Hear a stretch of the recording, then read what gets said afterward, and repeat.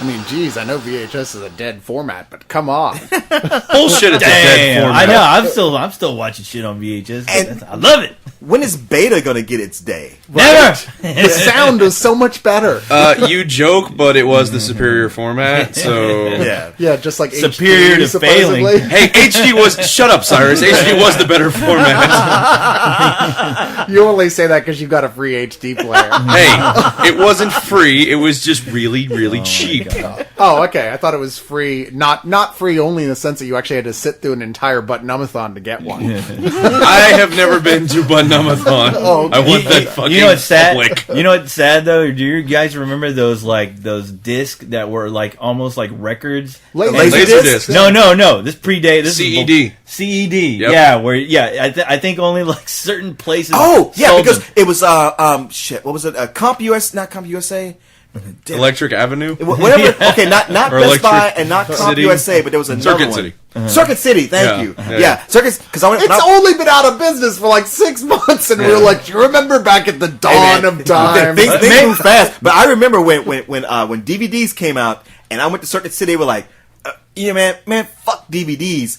What we have, this is gonna be the format. And I was like, I don't know. You guys are the only ones who carry it. Don't worry about that. Okay. It's superior. Okay, you know what? That's not what I'm talking about at all. This came out a little around maybe the same time VHS came out, where they were like huge. They looked like sliding records into a player, like records with an album cover, sliding it into a player. Wow. If anybody out there knows what I'm talking about, that's what I had. Where it wasn't just the disc, you shoved the whole thing. It was like a whole thing that you. I actually have a Missing in Action 2 CED at my house. Well, of course you Yes. yeah. I don't have a CED player, but I have. And this is great. I like that we're having a discussion about things we stubbornly hold on to. If it's the 8-track of video, Salisbury's got it. I know, and I'm sure Brian at the time he had the choice of buying Blade Runner in that format, but he's like, oh wait, Mission in Action 2. That's the one I want. That's the one I want. In my defense, it is better than Missing in Action 1. So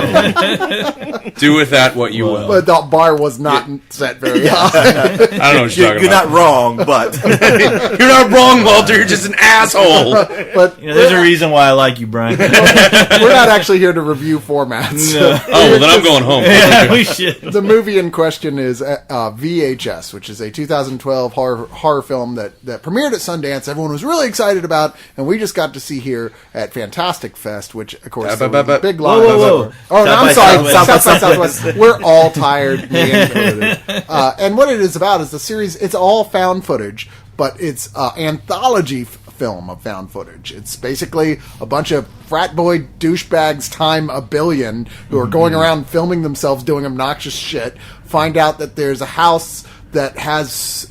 Like, they're never really clear how the guy in question knows what the stuff is that's in there. Basically what it is that they're hired by some mysterious third party who we never see to break into this house because they've been tasked with stealing this one VHS tape. Right, but when they go in there, they find the guy in question is dead in a chair, and there's tons of VHS tapes around. Yeah. So we proceed to see these guys one at a time, put in the tapes into the player and watch them, and then we actually see each thing. And each segment is like its own self-contained little horror movie, also in found footage stuff. Yeah, it's interesting because it takes a subgenre of horror that you don't see too often anymore, which is the anthology, and smashes it up against one we can't throw a stick without hitting, which is the fucking found footage. Right. And I don't know. I think it's an interesting concept, if nothing else. No, it's a great.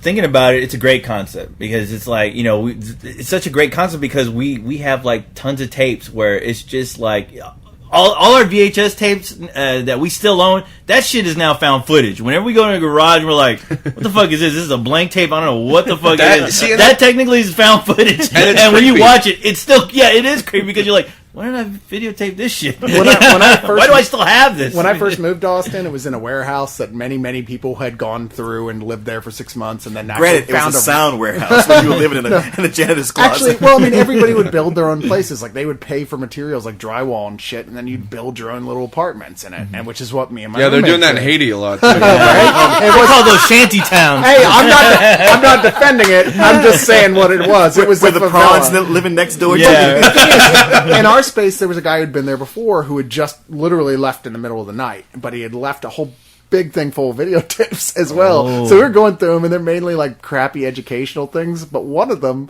was homemade porn of him and his girlfriend. Oh yeah, It was like score. I know that is finding gold, yeah. Dude, and it's weird. I had a buddy who went to just like a Salvation Army and bought a bunch of tapes, and it was someone's home videos. Or no, it wasn't. It was an estate sale, and the creepy. Like he actually he showed me a couple, and the guy was he was they looked like just normal home videos, except he would just like.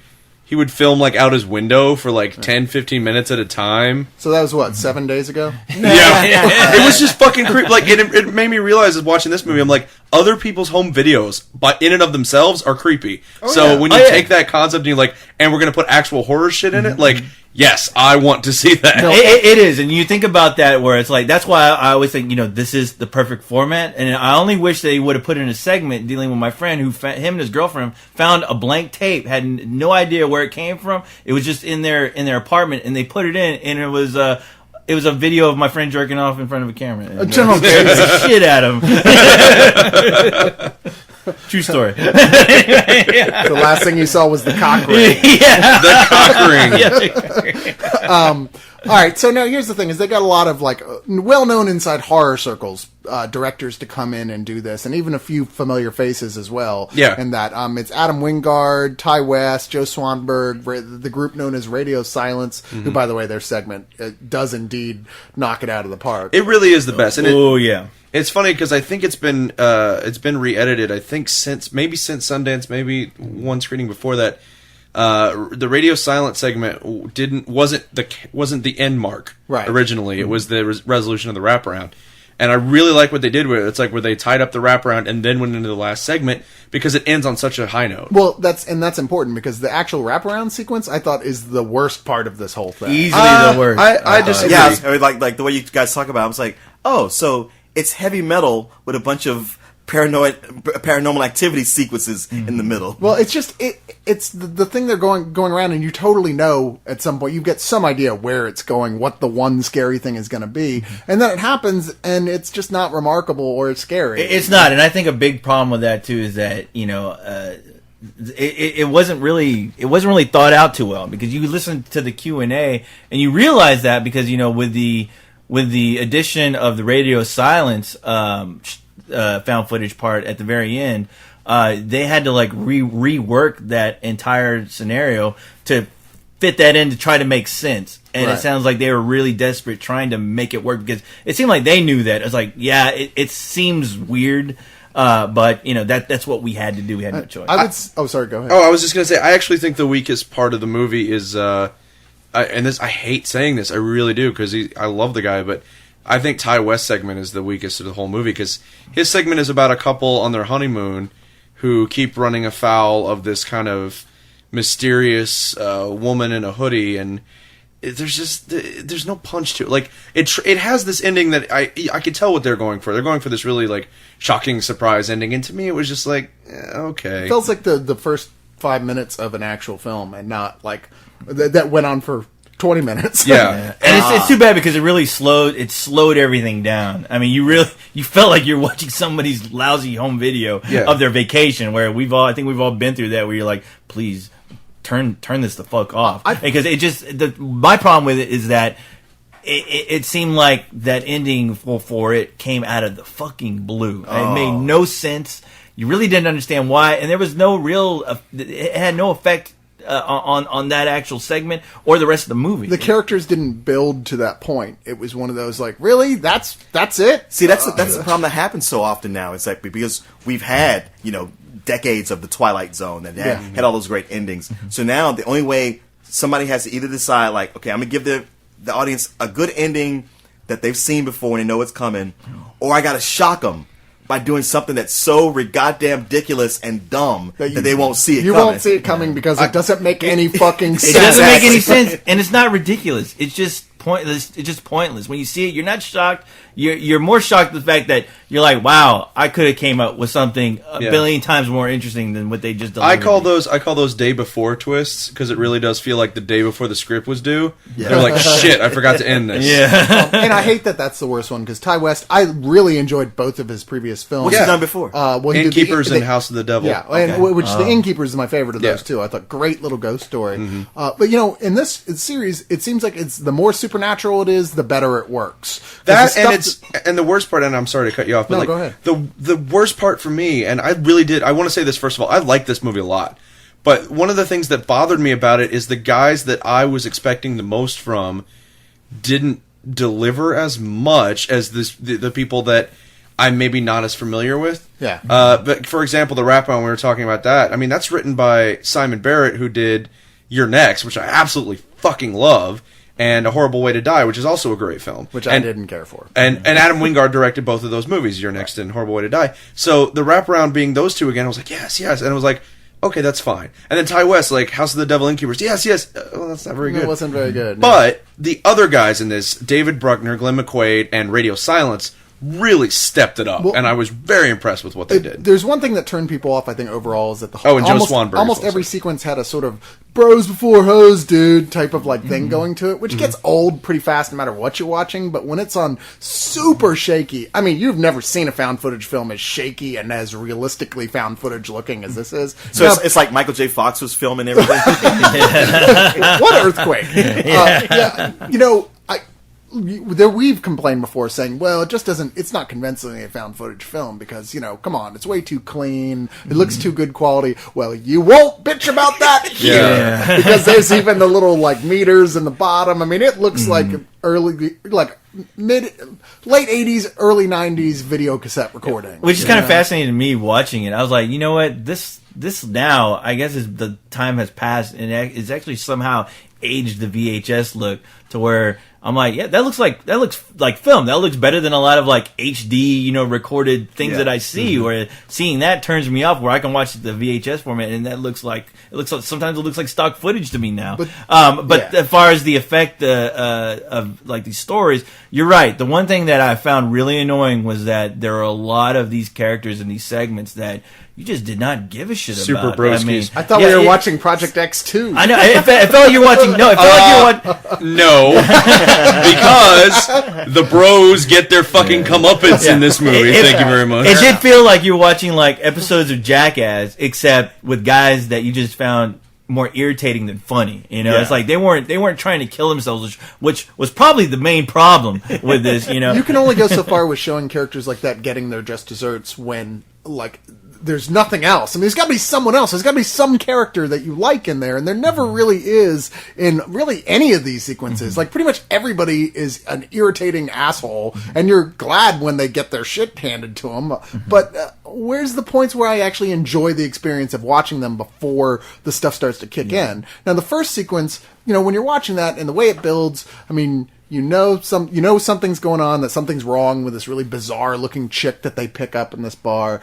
Something's clearly wrong. She's with bizarre her. in what way? She's Well, freaky first of all, looking. She's like just weird. She stands in the Very corner. weird. She doesn't say much. She just kind of like tilts her head and listens. And she keeps saying "I like you" over and over again, as if it's the only thing she knows how to say. It's her behavior that's Yes. bizarre. And- But it's not it's her, like she's had weird plastic surgery. No. It's her behavior and also her look. The actress is really like creepy. Like, she's Yeah. got giant eyes. Yeah, like Amanda Seyfried. No, I was about to say, we always say Amanda Seyfried, but trust me, she's got nothing on this. I chick. actually think she looks like Angela Bettis a little bit. Yeah, Yeah, that's what I you're thought right, too. yeah. I, in fact, during the movie, I even said to you they should play sisters. That's or where I heard something. that. And it works. Angela And- Bettis is a yeah. fan. She's gonna listen. She's usually laugh and she's like, "What?" It works. They're not. She's not unattractive. She's Oh, just no. different looking. There's something about her that's kind of like unearthly, and Yeah. Angela's got a little I'm bit sorry. of that too. Say that to a woman as a compliment and see how far that goes. Stop. We should probably stop talking about this because it's not helping. You should in look at the any list argument. of movies that Angela Bettis has been in, and I think she knows. Yeah. But you know what? But the thing is, her look works because Yeah. there's something you can't help but be an audience member and not think,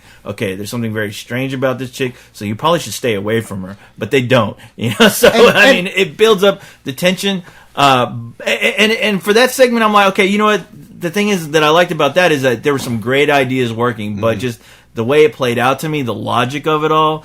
that was kind of the problem with some of the rest of the segments, to where just the logic of it was like, okay, you had something, you're starting out really good here, but just the logical choices you imagine these other characters to take in the situation just didn't really make any sense. Yeah, and it's one of those things, like I said, the overarching bros versus hoes thing. It's going on there really badly, but you're like, well, it's just the first segment. It doesn't really bug you so much because you're like, we know there's a bunch more segments. As it continues on through the whole thing, You start to see the trend it's of like it, you're yeah. like, okay, enough already. So I guess it Yeah. wasn't as annoying in the opening one. There's one of the other ones where it has some sort of like an invisible killer type deal. It was like I really Predator, dug that. which I thought the concept was cool, and whenever he's actually there, it was neat, but it never really plays out in a way I thought was very satisfying. You know, what really hurt that though, the acting. I thought the acting was atrocious. really atrocious in Yeah, that it was really bad. And when you can't help but think, okay, once again, you know, it's not until like you leave where you really think about the segment and you're like, that wouldn't make any sense as far as the situation that is happening. And when you meet one of the characters and what they're all about and how she chooses her way to resolve the situation, I'm like, okay, there's something going on in these woods, and you're doing something, and then you go back, but that wouldn't make any sense because technically that craziness or whatever it is still in the woods. How did you survive that to do what Yeah. you're doing now? And it didn't play out well at all. Or even you know? her reasoning at all for wanting to go back. To go it was Like, back. it was pretty like hard to swallow. in See, this and I was circumstance. able to, and this, I don't know what this says about me, but I was able to forgive a lot of it because I felt like, because of the giant pile of tapes, they were only watching snippets. So part of me wonders if there's not more to those stories on other tapes that they weren't watching. And the only thing about that is I kind of like that there's kind of a joy in the disjointed feeling of that, like this eerie kind of like, what the fuck did I just get thrown into? And the reason I don't care about the characters being that likable in this is because I'm just interested in where it's going. I'm just interested in following this line of narrative and seeing where it takes us. So it's like, if along the way I got to sit next, it's like being on a train. It's like, if along the way I got to sit next to a douchebag, that's fine because I know it's fucking going somewhere awesome. I mean, each segment makes sense. Each segment is short enough, and you know that they're short enough because there's 5 plus the wraparound. Yeah. So they shove quite a lot of content in its running time, which is I think what is 20 minutes, 25 No, minutes. I think it's a 2 hour movie. Yeah, Yeah, so right it around is. 2 2 hours. hours? Yeah, Oh, yeah. geez. Yeah. That it's not that big a deal if a segment doesn't totally play out. Each one, with the exception of the Ty West one, sorry Ty, Yeah, I really am has sorry, enough dude. has enough neat stuff going on in it that you're like, okay, that was all right. Let's see what's next. But it all does really pay off in the final sequence, which is done by the group called Radio Silence, which is a twist on the haunted house type story where it's Yeah. a bunch of guys are like, hey, it's Halloween night. We're gonna go to this party. We got invited to this party. It's like this big, cool looking house. Like, oh, this is great, but where is everybody? It's like it's got to be some sort of like little haunted house gag, and they're going in there, and you're seeing shit happen that would freak anybody else out, and they just figure it's like part of the cool haunted house. haunted house This is a stuff. badass But as haunted an audience member, you're like, dude, that's an actual haunted Yeah, house. it is incredible. Like this segment, and it's called it's called 10/31/98. Okay. So it takes place that a on Bible verse? It takes place on Halloween. No, it's a Bible date. verse. Yeah. It takes place on Halloween. It's Halloween night, and it is the belle of the ball. When you watch it, Yeah. you're like, wow, I had to sit through all this other shit to get to this, and this is And amazing. It This is floored me fucking that amazing. wasn't the segment directed by Ty West. The because guy has that's done totally- 2 haunted house movies as it is. I was just like, well, that had to be Ty West, right? Yeah. Nope. I mean, it's Because seamless. he's all like, I did that so last year. If you guys want to do that, that's fine. It's so seamless and it's so rewarding because it's like, yeah, it's like, okay, they bring back the frat guys, but they bring them back in such a believable way that it's like, wow, you like these guys because they're reacting the same way you or any of your friends, Anybody would, yeah, any of your friends who just happen to walk into a mysterious house and going, hey, where the fuck is everybody? What's going on here? Oh, is that what I just saw? And you also got to realize these guys are drunk too. So it's like, oh, what the fuck is that? Whatever. And it starts paying off almost immediately. There's no, Oh, unlike yeah. all the others, there's no long wait. Like almost right from the get go, you're getting like cool, creepy, awesome Yeah. stuff. It's another reason I thought Ty West had done that one because it felt like there was just a nod to House of the Devil Yeah. in it, and Yeah. then you basically end with almost an urban myth type of story, or like urban legends type of What I tale really liked wrapped about up it inside of is, as soon as the shit really started hitting the fan at the end, they were throwing everything at us. Oh, yeah. And like unapologetically, like going like Insidious or something. And it was crazy because like some of the effects were like really, really good. And you kind of makes you wonder in some of the other segments why they were. Yeah, it was amazing. It made you know what? For me, I felt kind of bad because I was like, wow, this guy has a gem of a short film right here.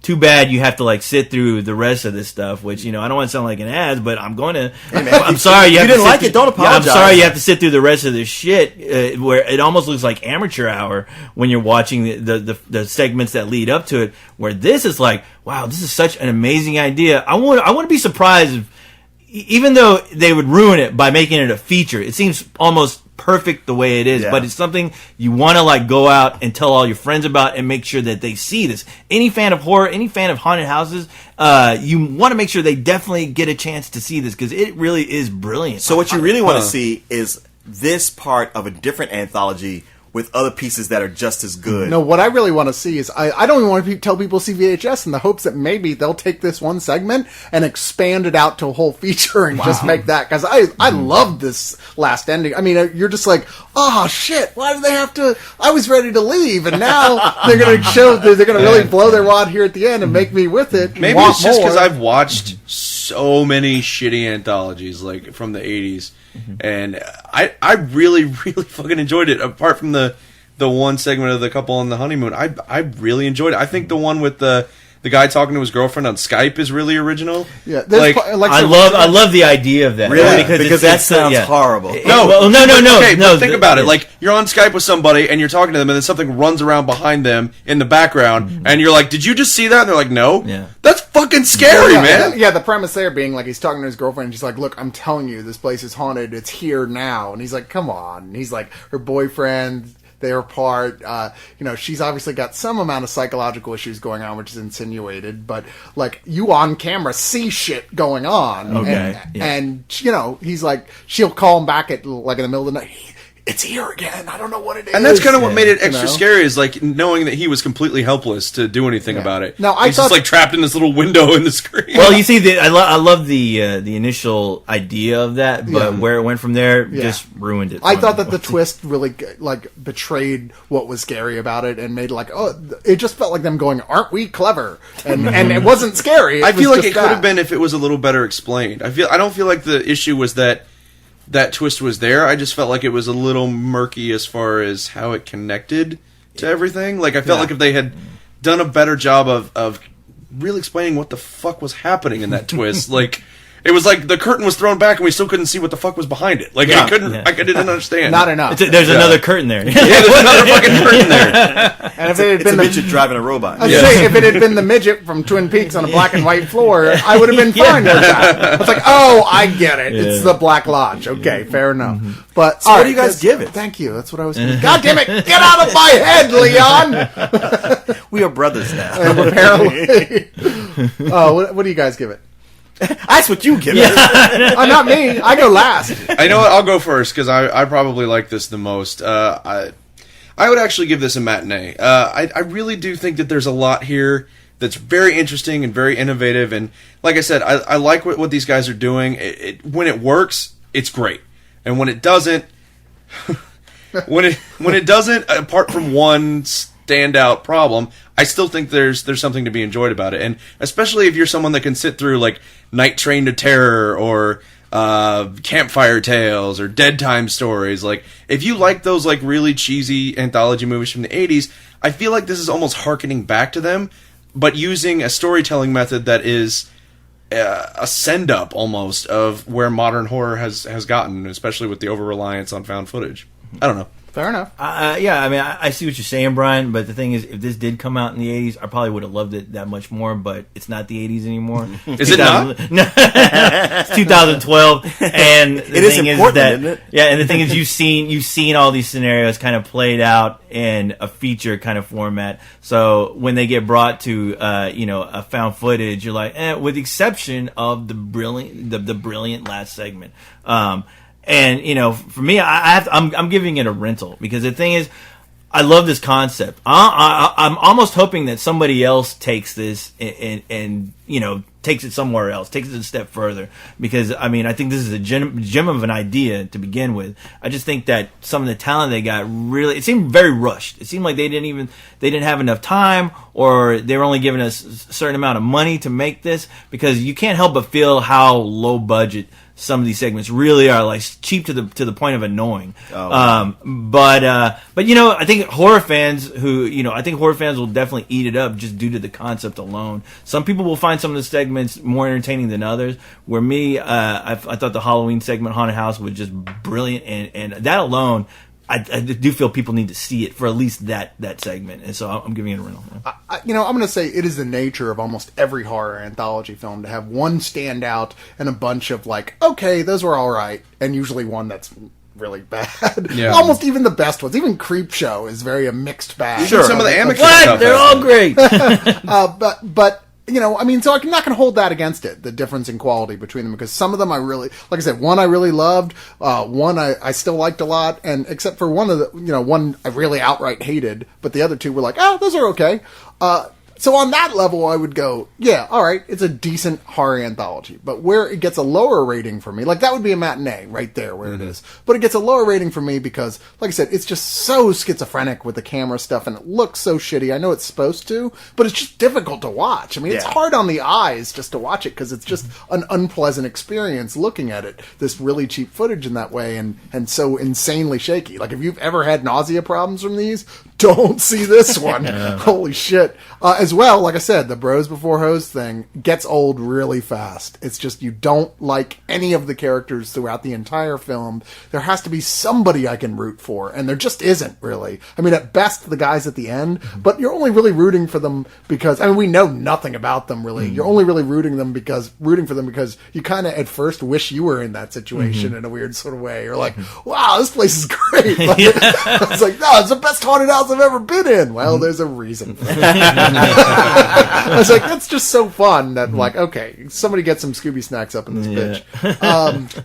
But all those other qualities, they throw it down a whole notch for me, and I'm afraid all I can give it is a rental. I wish I could give it more, but damn, it's hard to get past that stuff. Hell, there were some people outright hated the film because of the fratty aspect of the whole thing. If that's gonna bug you, it's gonna, like in any other given thing, it's gonna really bug you. It's funny because like hanging out last night, especially during the Q&A, there were people who were very outspoken about how incredible they thought it was. Like, this is probably like the best horror film I've seen in forever, and I'm just like, ridiculous. what? I love these guys, and I really dig this movie, but even I wouldn't say something like that.